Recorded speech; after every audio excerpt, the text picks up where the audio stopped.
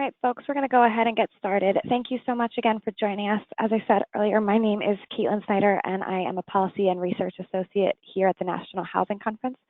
We have a really great presentation for you today, and I'm really excited to hear the presentations from Georgie and Marvin. But before we do that, I wanted to go over a few technical details about the GoToWebinar system and go over some policy and NHC updates. So during the webinar, you'll be able to type your questions into this question box, and we'll be able to see them, and we'll be taking all questions at the end of the webinar. And if you have any type of technical difficulties, you can go to these links and try to get some help. And so with that, I'm going to jump into our policy and NHC updates. So the biggest one, in case you missed it, is that NHC has announced a new president and CEO. David Dworkin officially joined us as our CEO on January 16th, and he comes to us from the Treasury Department. While he was there, he was serving as a senior housing policy advisor in the Office of Domestic Finance during the Trump and Obama administrations. And before that, he served for 12 years at Fannie Mae in various roles, including leading community lending partnerships, managing the company's Hurricane Katrina task force, and opening and leading the company's Detroit office.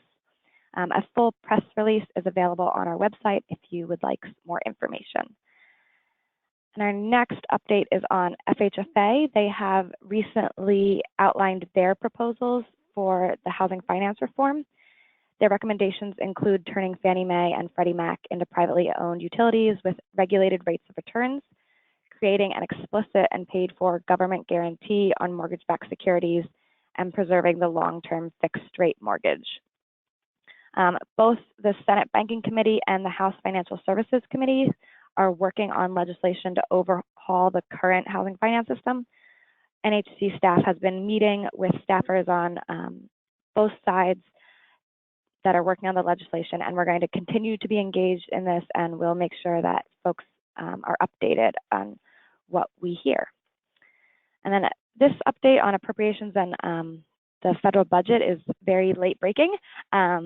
So congressional leaders have reached a deal to raise the budget caps for 2 years.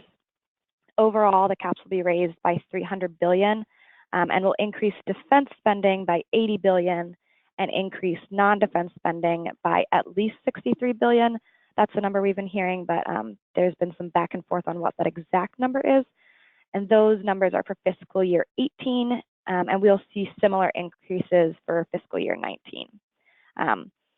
The budget deal also includes $80 billion for disaster spending for the recent hurricanes and wildfires, and it's unclear at this moment whether or not it includes a provision to raise the debt ceiling.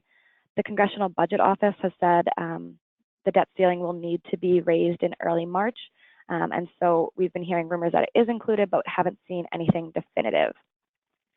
As I said, this is all very late breaking, so I would point people to NDD United. It's Non-Defense Discretionary United. They're a large, broad-based organization of a lot of stakeholders who are involved in everything in the budget, so it's not defense related. And so they've been really great on keeping people updated and are a great advocacy leader on this. And then 2 NHC events that I wanted to make sure everyone was aware of. We have our upcoming budget forum on February 27th at 2 p.m. And our budget forum will set the discussion in this budget environment and provide insight from HUD and congressional leadership on housing policy. And that's everything from, GSE reform, as we mentioned before, to just what's in the HUD budget and where do we need to go from here. And then our other event is Solutions for Housing Communications on Tuesday, April 17th at the National Press Club in Washington, D.C. This event is a national convening designed for housing stakeholders, which focuses on communication strategies and tactics for expanding awareness of the benefits of affordable housing. Workshops address communication tools and trends that we use in our work, and sessions feature experts and engaging topics that will change the way you think about how your organizations communicate. So those are 2 NHC events that we have, and I should have mentioned that the budget forum is via webinar and is free to attend. And for Solutions for Housing Communications, we have early bird rates going on right now. So that was a mouthful, And I will now turn it over to Georgie to give his presentation.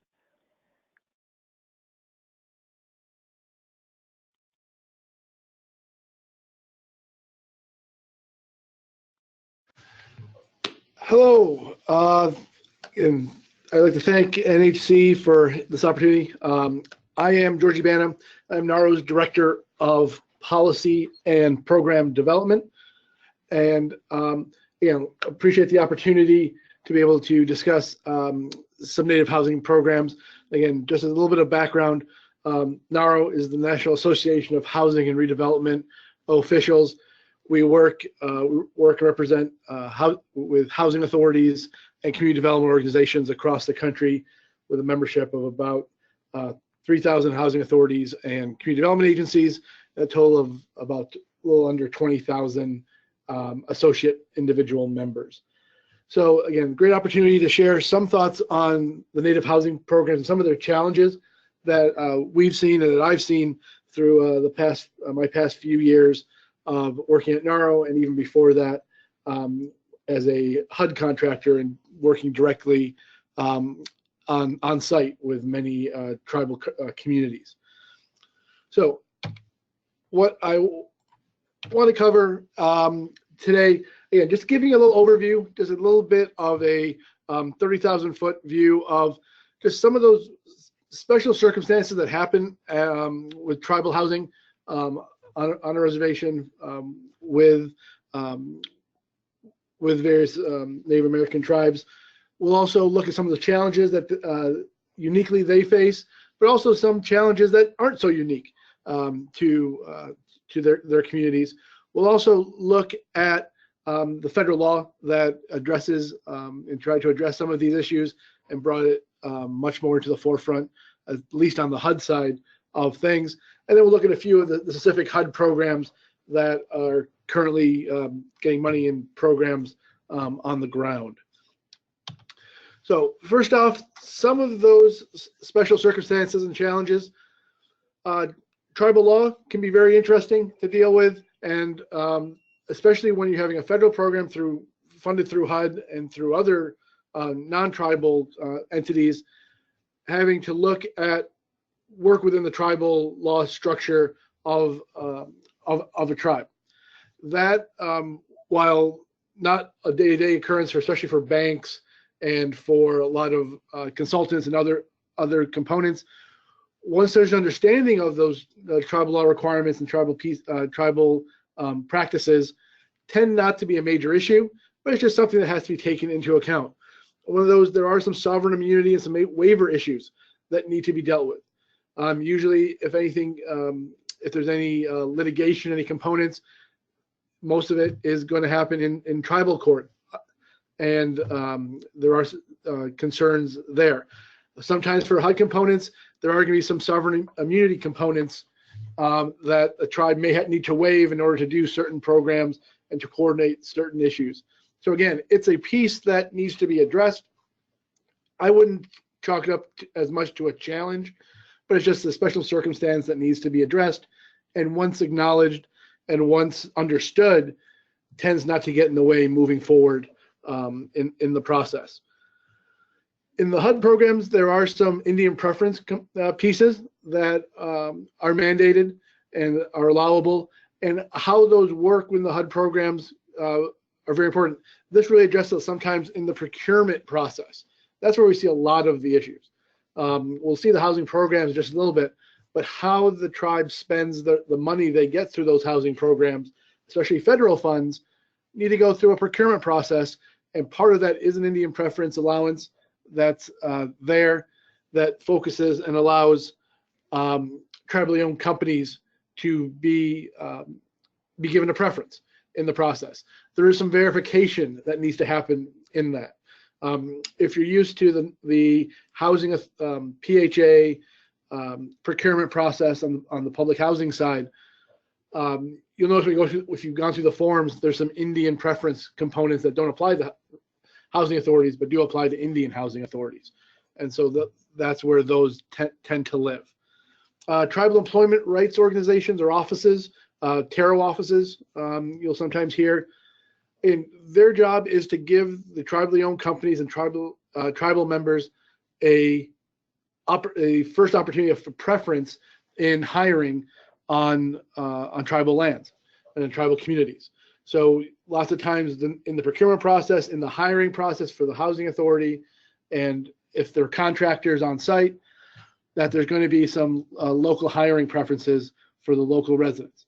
Again, something in a lot of times similar, but not exactly the same as Section 3 in the housing authority side of things. And they're again, not once they're understood and once they're acknowledged and once they're dealt with, they tend not to be a major challenge, but they can be road bumps early on in the process, and it's important to acknowledge them early, address them early, so that they don't become bigger problems down the line and derail the process and either the housing program itself or even the boots on the ground construction and administration of the programs.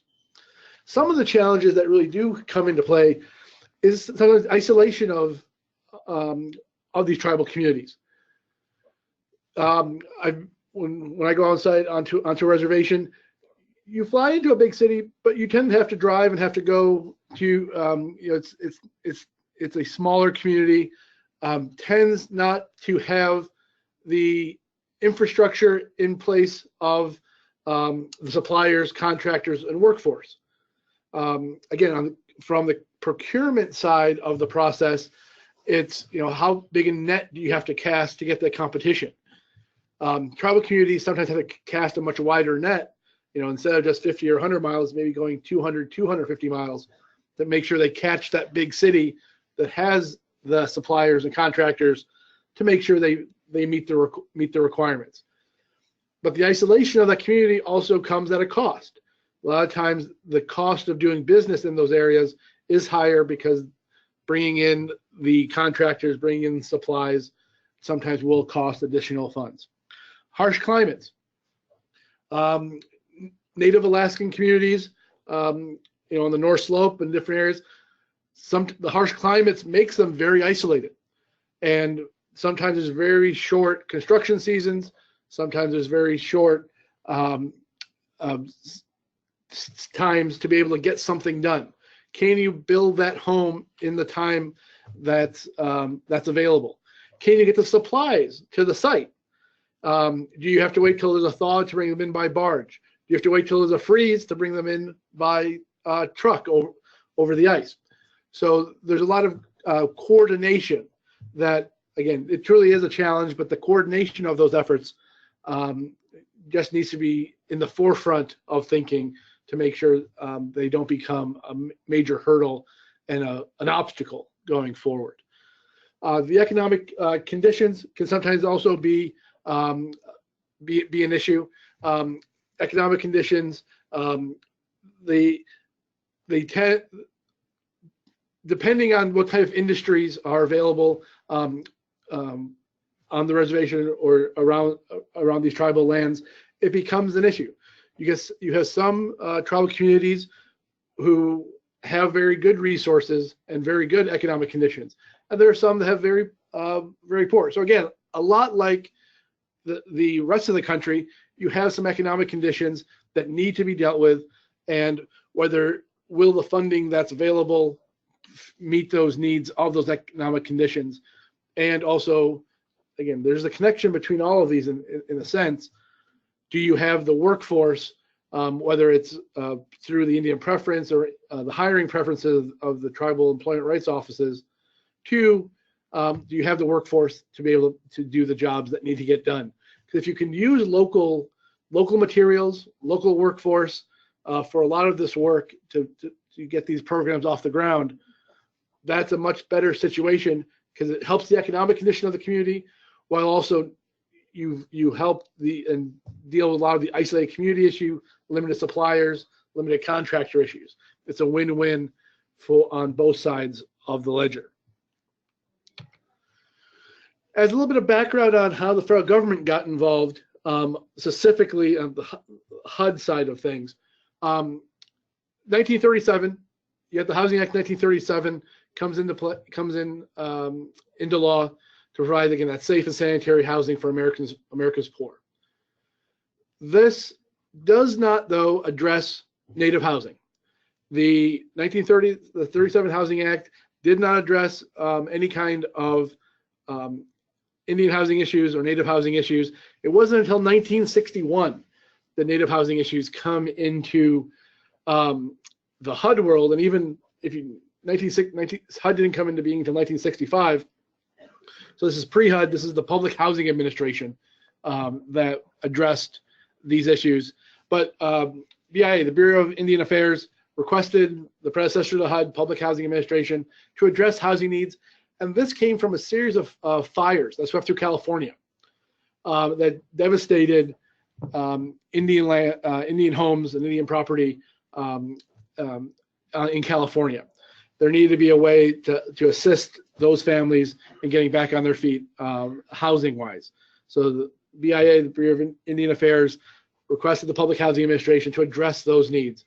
And this is the first time that, again, the Public Housing Administration, predecessor to the HUD, recognized tribal governments and allowed the establishment of Indian housing authorities. That's what IHA is, Indian Housing Authority, and could be set by tribal ordinance or through state law.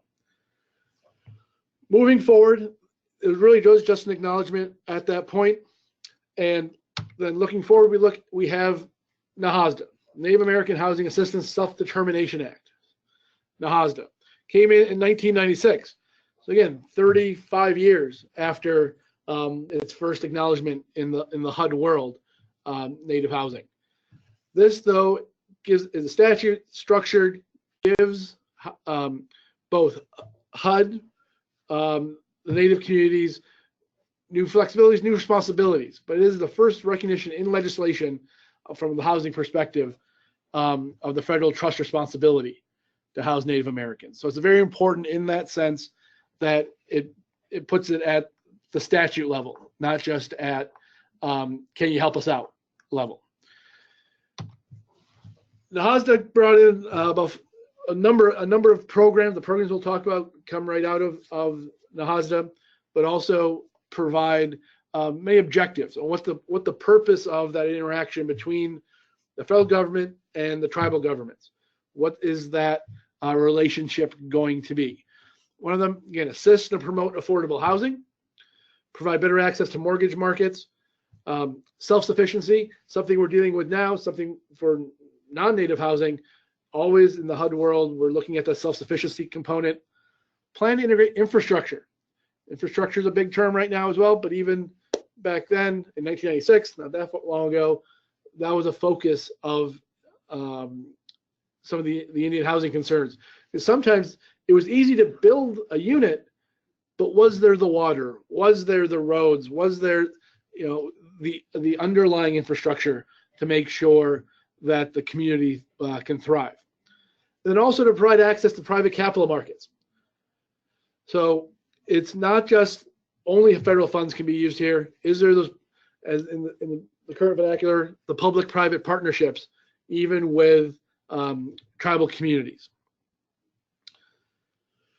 So when looking at the piece I want to leave you with, the piece I want to make sure is, again, 30,000-foot view here, but looking at the housing programs and what does NAHASDA feed? What does the money coming through NAHASDA and through the federal appropriations work with?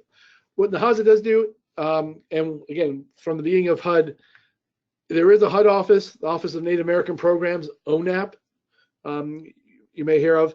This runs many of these programs that go through, that came out of NAHASDA. The 4 programs I'm going to touch on today, just again briefly show you some of their impact, is there has been a separate set of funds for Native Hawaiians.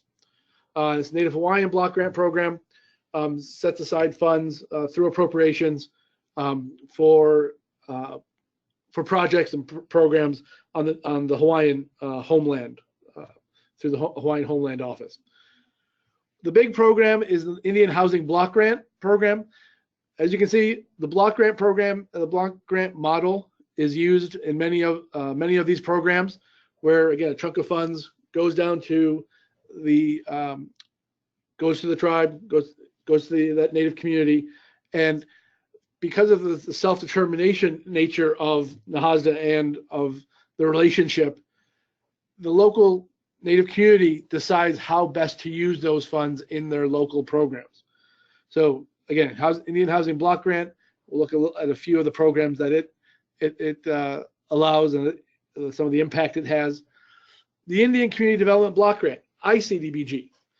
So again, this, just like the CDBG, normal CDBG program of HUD, this is the Indian version of it. It's a smaller pool of money, but allows for the same pieces of really infrastructure component. We saw that one of the objectives for NAHASDA was infrastructure. This allows a tribal community to apply for, again, community development block grant through a separated pool of funds than the general community development block grant funds. And finally, and I believe Marvin will talk a little more about on the financing side, loan guarantees for Indian housing, providing that backstop for loans, where the federal government can provide that backstop, guarantee loans to allow private banks to give money to Native American borrowers to purchase and rehabilitate homes. Let's look at the last couple minutes that I have here. Let's look at a couple of these programs and some of their impact. Again, the Native Hawaiian program, the information I have, the data I have here is from 2005 through about 2016, the last accurate data. It was funded for 2017, so there will be some updated information coming. But as you can see, it was allowed to build, acquire, rehabilitate 613 affordable homes on the Hawaiian homelands.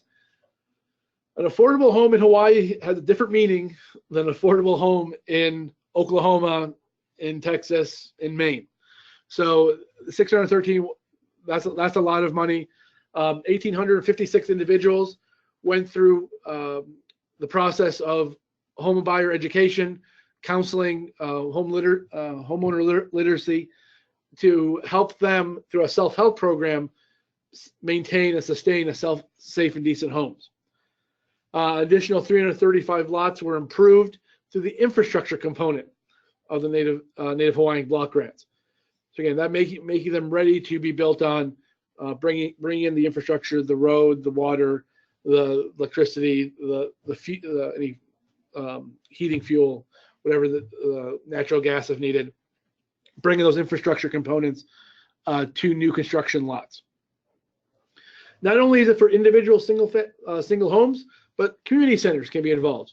It allows to rehabilitate and refurbish three local community centers.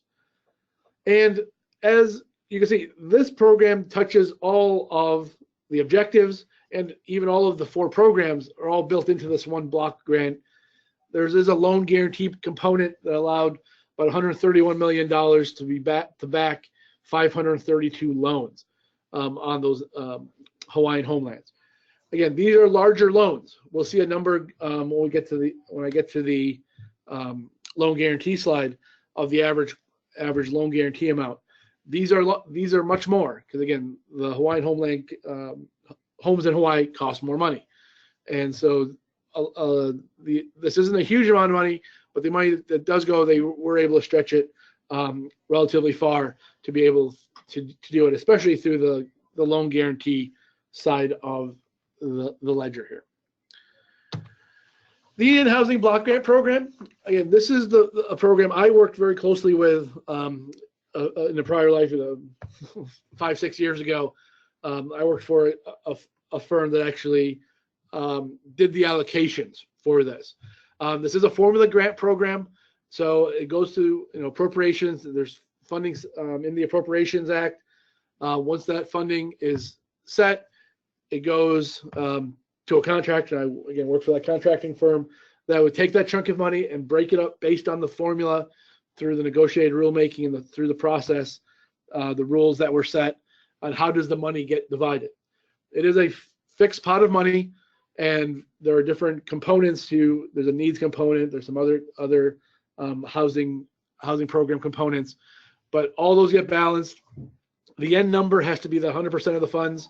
So as the number of units change, money changes between different tribes.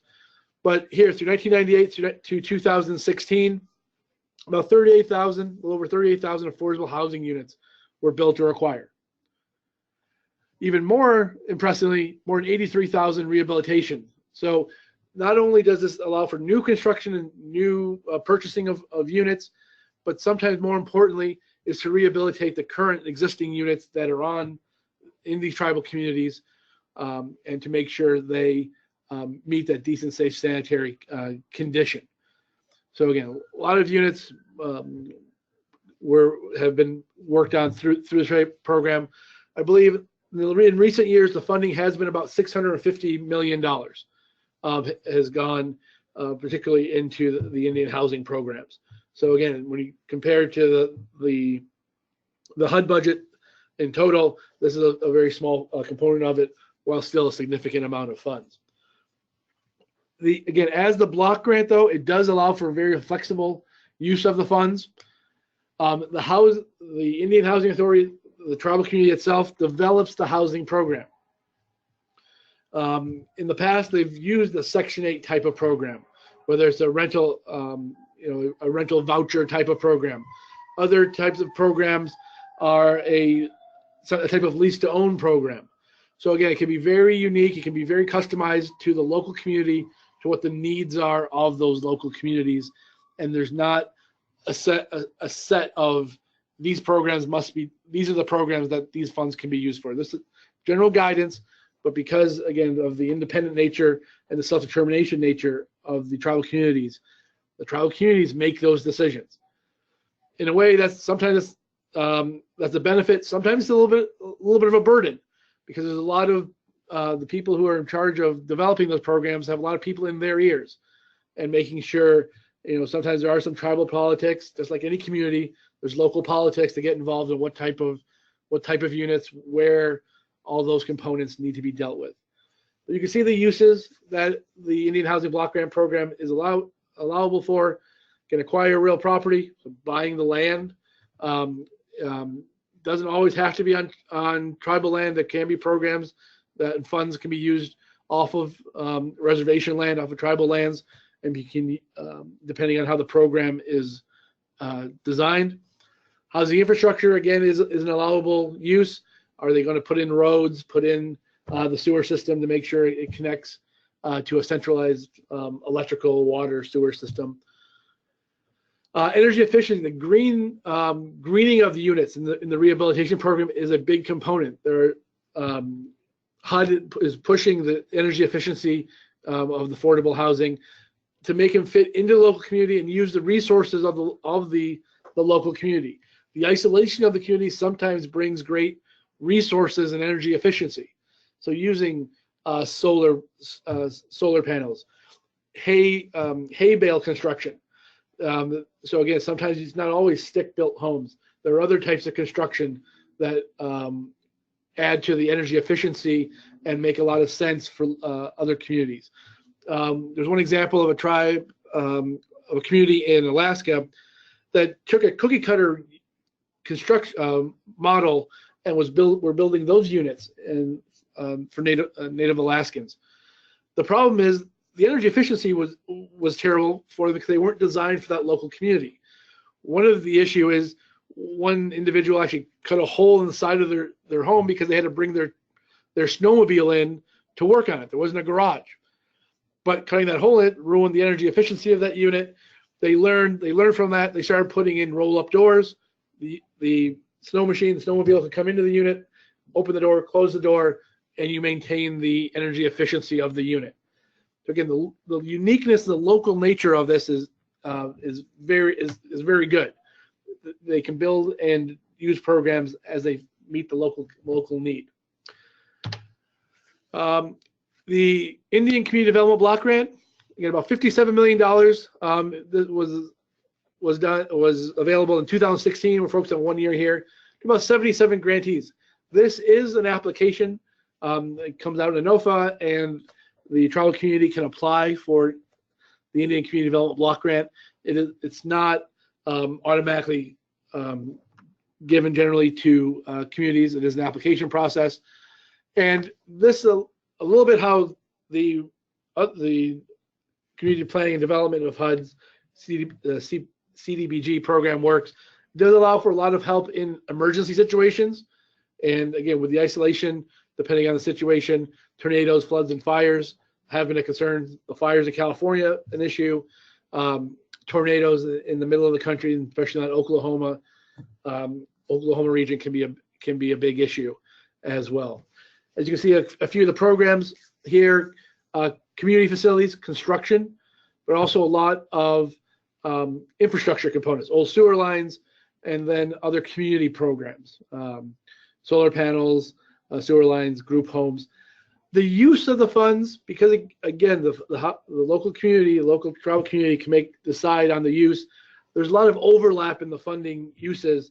There are some differences, but generally there's a lot of overlap between the Indian Housing Block Grant Program and the Indian Community Development Block Grant Program.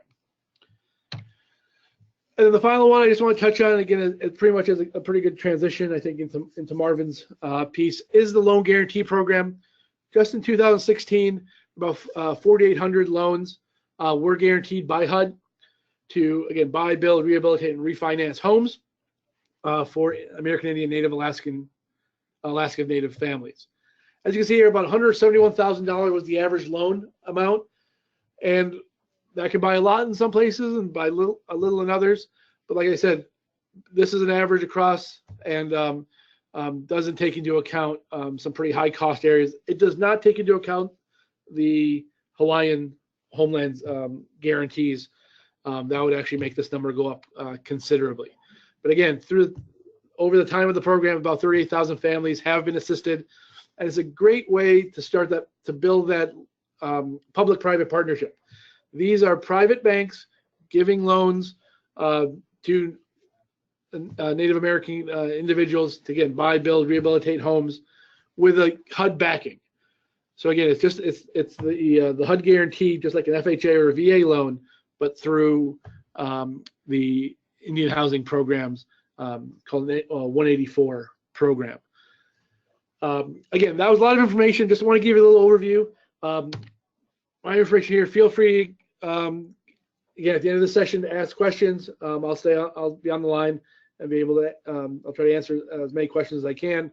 But also, my phone number and email address are here on the screen. Feel free to reach out to me.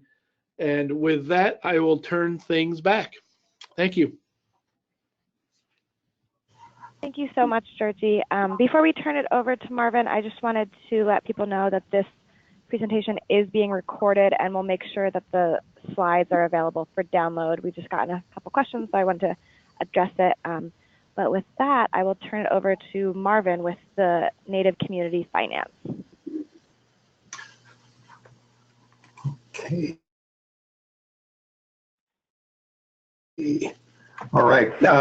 Thank you, and good afternoon. My name's Marvin again. I'm a citizen of the Choctaw Nation out of Oklahoma, but I've been out here in New Mexico for the past 25 years, so it's been different. What I'm going to be talking about is mainly the situations that we have run into in New Mexico.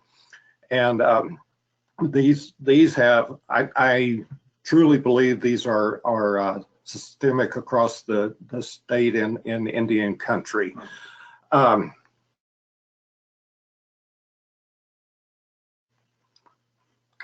Native Community Finance. We're a Native certified community development financial institution, and our niche is Indian country. That's all we do, and so that's basically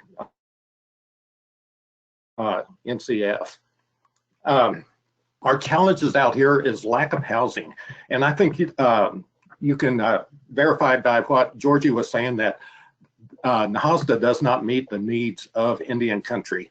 I believe if you really broke down the numbers, you would find that out of the 567 tribes in the United States, the money spent would be about 3 houses per reservation, and that doesn't really meet the needs that we have in housing. Housing needing improvements. You know, so many, especially out here in New Mexico, we have the houses that are in dire need of repairs, of remodel, rehabilitation. So that's another one. Also in out here, our tribes, we have 19 pueblos, 3 tribes, and 1 nation in New Mexico. And most of our tribes, we have intergenerational living.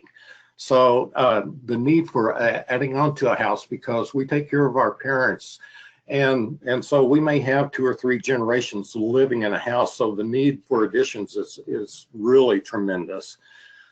And financing and loans, you know, this has been a challenge because NAHASDA doesn't answer the needs. We need to look way past NAHASDA. We need to look at, you know, the HUD 184 is a good one. The USDA 502 and the 502 Direct would be another one. The VA Direct for all of us veterans. And now Fannie and Freddie are both looking at getting into Indian country also, so we have some other type of financing available. You know, and so we come down to what are some of the challenges that we have, you know. For a tribal member, it's access to capital, because many of the lending institutions do not want to lend on reservations. They're afraid that that old syndrome of, you know, if you buy a car and you sell it to a Native American and he puts it on the reservation, you can't get it. And, you know, I grew up with that, so I understand that. You know, income for a tribal member, economic development on the reservations, many times there's just not enough economic development and jobs for everybody to come. And then, of course, credit. This has been an issue in Indian country for as long as I've been alive, which has been a few years. And, you know, as we work with credit and credit issues, you know, we have way too many of our people that have 500 or less credit scores. So we have to work on that. So that's on the tribal member side. When we look at the tribe itself, lenders want to make sure that mortgage codes are in place. And right now we're running into a challenge with new mortgage codes because HUD wants all of the tribal or to eliminate the tribal courts and use federal jurisdiction on the reservations, which affects our sovereignty. So we're having an issue with that right now, but I'm sure it'll get worked out. The lending process takes forever. We have many challenges because we have to deal with the Bureau of Indian Affairs. Instead of the title work that you normally get off the reservation, where I could get title work in, you know, maybe 1 day, this can take up to a year on the reservation. A title status report is basically just check and see if there's any liens or any other encumbrances on the land. We have to get an environmental review, even if it's a one-off, and an archaeological clearance. So all this process takes a long time. So that's a major challenge. I know the first HUD 184 that I did on the reservation took me 3 years to close it, which is totally unacceptable, you know. But we're down into, you know, 6 to 9 months now, so it's a lot better. Then we have to look at the quality of the homes. You know, our old mutual help homes, they were built substandard as far as I'm concerned. Many of them are falling around our tribal members' feet at this time. And so we want the new homes to be built, you know, let's go 2x6, 2x4 construction. Let's do Energy Star, at least on the small downside of it. And also on this is the cost per square foot. And George made the statement earlier that it's more costly to come on the reservation, and it's very true here. I can get a modular home for about $80 a square foot, whereas if I have a contractor come out to build a home, we're looking at 135 a square foot. So we have to look at everything, and the quality of the modular manufactured homes has come up so much that I find that their construction is as good as a stick built anymore. And lack of building codes on the reservations. This is another one, because without building codes, a contractor can come in and actually build a substandard. So the tribes do need to look at building codes and also have professional inspections done of their homes. These are very important things that need to be met. And here at NCF, Native Community Finance, we do different things. We have home improvement loans where we actually go in and maybe remodel a bathroom or a kitchen or anything, or rehab loans. We have credit builder loans, which are extremely important for our tribal members to get their credit scores up so they can get a good loan, you know, where your rate and term are reasonable and good. We also were part of doing a pamphlet, which with the Federal Reserve, we've passed it around the country. It's called a borrowing guide for tribal members. And it more or less gives a step-by-step method of what a tribal member needs to do to get a loan, a mortgage loan in Indian country. Now we do construction lending here, and this has been important because many of our mortgage lenders in New Mexico did not want to take the risk of construction lending on the reservation. So we here at NCF have been doing the construction loans for the 184s. We'll do them for the 502s or the VA if they so desire. But they enjoy us doing it because we actually do all the BIA, TSRs, environmental and archaeological reviews, and have the whole package ready for them so that when the home is built and gets their certificate of occupancy, that all the documents are there for their permanent mortgage. So that has been a big one for us here. To think out of the box, this is something that we developed for the Pueblo of Laguna. We developed a tribal home loan program, and we used all tribal funds. There are no federal funds involved at all in this. And the tribe was willing to take on the risk of these loans. And I actually sat down with the governor and the tribal council and the tribal officials, and we wrote guidelines using the traditional ways of the tribe to make these loans. And we used the ability to repay the mortgage as part of the underwriting criteria. And this product, to date, we haven't had any defaults. Everybody's on time, and it's a wonderful program. And without using credit scores or anything, it has been a really awesome program. But this is some of the things that we have done here.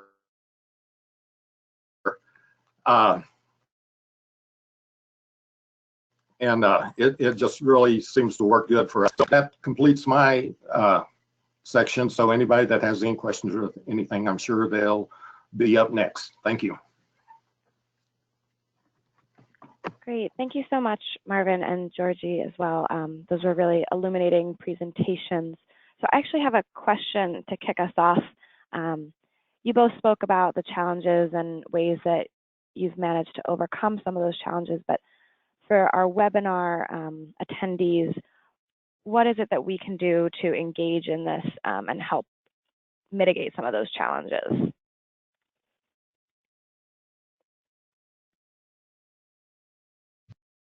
This is Georgie. I'll jump in. That's a great question, because some of it is just knowing that some of the same housing issues that low-income individuals face a lot of times, especially in the economically depressed tribal communities, face the same types of issues. a lot of times the same type of connections can be made. Also, it's getting to know the tribal communities in your area, in a sense, and being available. Because again, a lot of the housing programs tend to be very similar. Now, again, do they have a voucher program? Probably not. But are they working on a lease-to-own program? Probably. The terminology might be a little different, but the concepts can be very similar. Now, when you get to the nuts and bolts and into the details, that's when those challenges can sometimes pop up. But in a lot of areas, there may be some opportunity for a win-win from both sides, and it's just making those connections and building those relationships, just like any other communities, building those relationships and making sure there's an availability of resources. And I might throw in on that also, we need to stay in contact with our senators and representatives, because Senator Heinrich got the Hearth Act passed through Congress, which eliminates a lot of the BIA situations for us, which has helped. So we need to stay in contact and work with our congressional people to our benefit. And I think that's an important one right there. Marvin, you're absolutely right. Sorry, just jump right back in. But on various levels, again, the NAHASDA being a statute needs to be reauthorized from time to time, and that process is going on now. Actually, it's I believe it. There's been some markups of it. There's been some discussion, even in the appropriations side of things. I know the administration's proposal removed the funding for Native Hawaiian programs last year. It came back in for 2017, but just like other HUD programs and for other agency programs across the board, the Native housing programs do touch whether some agriculture, the Department of Interior, and HUD. So it's in various jurisdictions. Thank you. That's really helpful as we think about how we can engage in this. We had a question come in. Is there anything for urban Indian housing?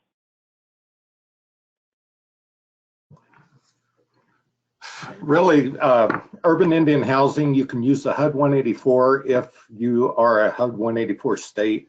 In New Mexico out here, any tribal member with a federally recognized tribe can use the HUD 184 to purchase a home anywhere in New Mexico, and I think Arizona is the same way. You would have to check your local, but that's the big one right there, is the HUD 184. Yeah, I agree. That's a big one. Also, there is some local, the way the programs are designed, there can be some local components to it. We do see some of the rental assistance side of things, particularly for students who are going off to college. And there might be some rental assistance components there, even though they're going, they won't be on the reservation, they'll be going into either an urban or school environment. But there is a possibility, depending on the local community, tribal community, do they allow their resources to be used off reservation for, and does the money follow the individual, or does it stay within the borders? And you can also throw in, if the tribe writes into their Indian housing plan that it can be used in the service area or around their reservation, that many times will hit urban Indians. We have another question. Is it possible to have a tribe set up urban Indian housing in a city such as San Francisco, for example?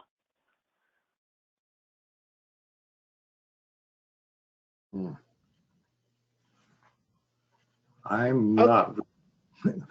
I'll let Georgie answer this one. I'm not real. We were both waiting to see who would jump in. That's a great. It's an interesting question. Again, it's kind of a little bit of a broken record, but a lot of it depends locally. What could a tribal community decide they want to set aside a set of funds, particularly non-federal funds, because they have a lot more flexibility over that, and and set up some kind of program for a specific city versus within a specific area. Possibly, I don't know of any that have done, either like bought a building and, or something like that, or, but I do know there's a little bit of the money can follow the person. There's more of that than where, the tribe will purchase a building and try to allow preferences in that building for members of the tribe or something like that. I don't have much in the specifics. I don't know if Marvin, have you seen anything specific? No, I haven't. That's right. I was turning it over to you. It is an interesting concept.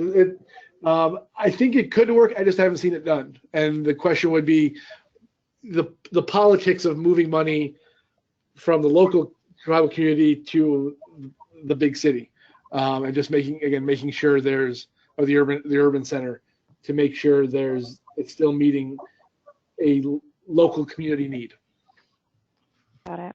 Yeah, and it sounds like there's moving pieces there that would all have to make sure that they all allow it. It's not just one entity making that decision. We got another question. Is there a good overview of Indian homeownership programs?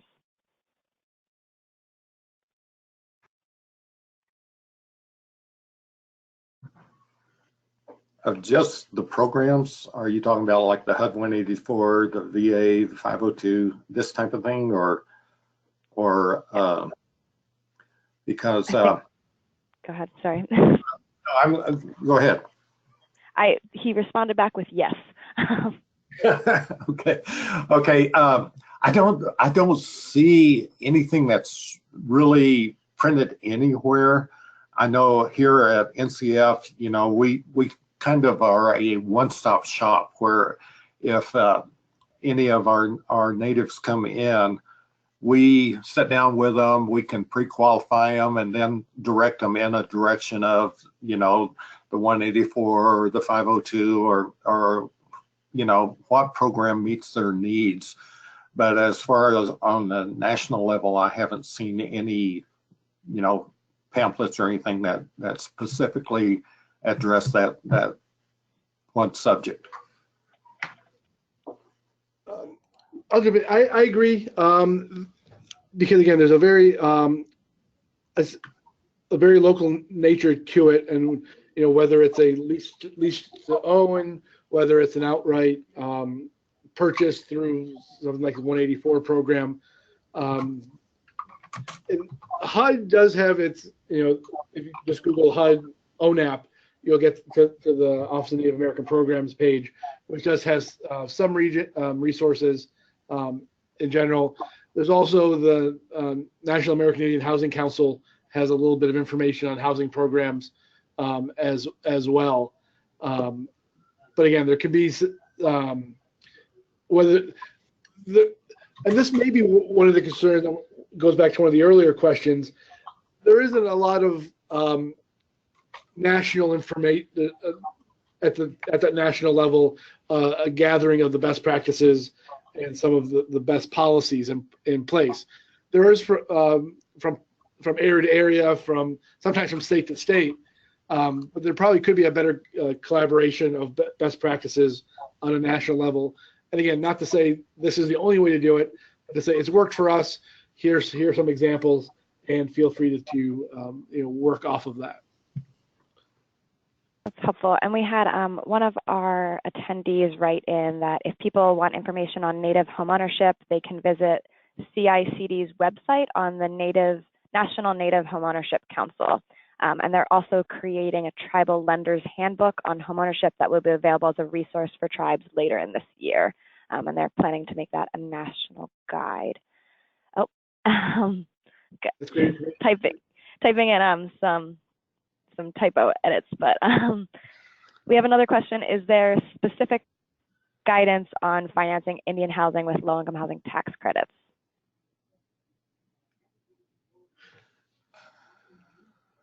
LIHTCs are hard. In fact, there's a couple of webinars coming up on the LIHTCs, but you know, to start looking at LIHTCs, you need to start planning for a couple of years out. You know, get a good like enterprise community partners would be a good partner to get with, and it's normally way over our heads to put it all together. You need your lawyers, your consultants, and the whole scenario to put these together. So I would suggest you know, contacting, you know, Russ Caney at Enterprise, or Travoy does them also. So those would be a couple of starting points for the LIHTCs. You know, I agree. The deals become infinitely more complicated when LIHTC is involved, but again, it brings in that relationship with the state, because again, LIHTC, you know, is available to Native communities, but again, you still have the state the allocation plan that needs, you know, to be part of that discussion there. There definitely are consulting firms out there that help work through that process. What I would recommend, though, as well, it's especially for first deals, definitely get a knowledgeable consultant to help you through the process and through the funding and through all of that. But as part of that, there's that developer fee that floats out there, you know, especially if it's the tribal lands that are being built on and things like that. The developer fee definitely stays connected to that tribal community. Don't give all that away to your developer or to your consultant And if you are going to give them a portion of it, and you probably will to cover the cost, have them train and educate the tribal staff. Make sure so in the future deals, the tribe itself has the in-house knowledge to be able to go forward. Use it as an education component to learn, and if it works for that local tribal community, then they can start doing it themselves and blossoming in the program a little bit and keeping those developer fees for their local community instead of sending them off to the consulting. That's really great advice. And unfortunately, we are out of time to answer our questions, but Georgie and Marvin have both shared their contact information, so feel free to get in touch with them. And I just want to say thank you to both our presenters for being so generous with your time and expertise and really sharing this on a national stage. So thank you again. Absolutely, thank you. And everyone else, have a great rest of your day. Thank you. Bye-bye. Bye-bye.